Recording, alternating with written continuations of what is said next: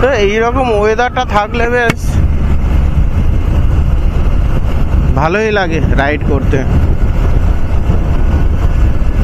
সকাল থেকে বেরোতে লেট হয়ে গেছে, বৃষ্টি, সকাল থেকে বৃষ্টি শুধু।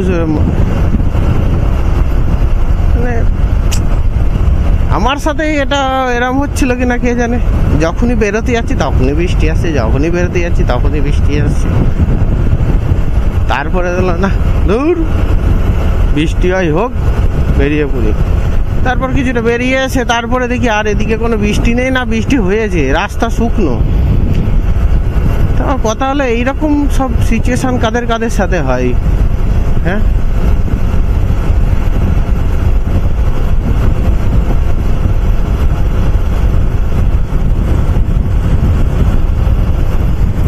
বাঁদিকে আছে দেবগ্রাম পিকনিক গার্ডেন। আরে ভেড়া চড়ছে এখানে, কত ভেড়া, সাদা সাদা।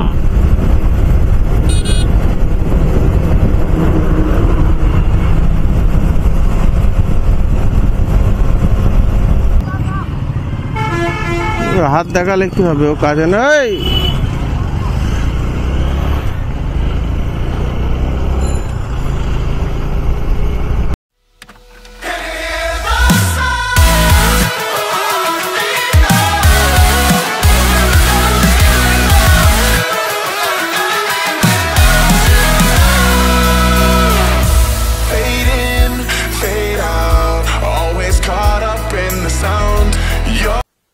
রোহিণী চেকপোস্ট পার করে আস্তে আস্তে ওপরে উঠতে শুরু করলাম, পাহাড়ের ওপরে।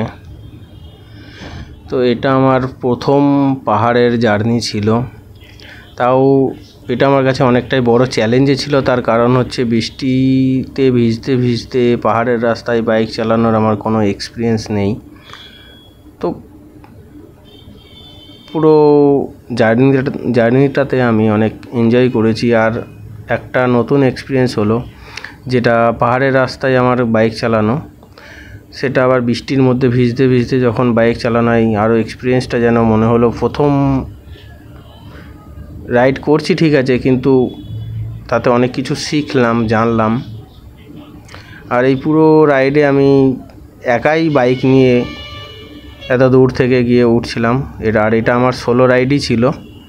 তো এই বৃষ্টিতে ভিজতে ভিজতে পাহাড়ের ওপর রাইড করে তো একটা জিনিস আমি বেশি পেয়েছি, সেটা হচ্ছে আমার কনফিডেন্স লেভেলটা অনেক বেড়ে গেছে। আর প্রথম দিনের আমার রাইড ছিল কার্শিয়াং। তো এই কার্শিয়াংয়ে আমি ভিউ পয়েন্টে পৌঁছে গেছি। আর এখানে আমি কিছু ফটো নিলাম, আমার বাইকটা নিয়ে আই লাভ কার্শিয়াংয়ের সামনে ফটো তুললাম, ভিডিও করলাম। আর ওপর থেকে দেখলাম যে কি দারুণ দেখতে লাগে।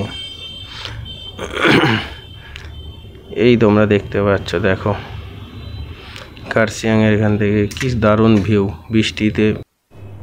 আর সত্যি কথা বলতে পাহাড়ে ঘুরে বেড়ানো মানে মেঘের সাথে আলিঙ্গন করা, এইটুকুনি আমি বুঝতে পেরেছি। Please like and subscribe my channel.